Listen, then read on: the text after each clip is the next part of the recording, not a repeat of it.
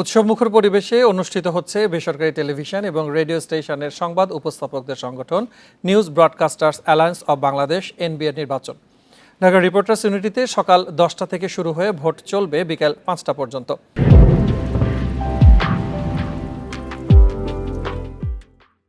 বিভিন্ন টেলিভিশন চ্যানেলে সংবাদ উপস্থাপকদের উপস্থিতিতে মিলন মেলায় পরিণত হয়েছে ভোট কেন্দ্র। এবারের নির্বাচনে 19টি পদে 2024 থেকে 2026 মেয়াদে সংগঠনটির সভাপতি, সহসভাপতি ও কার্যনির্বাহী সদস্য পদে ভোট হচ্ছে।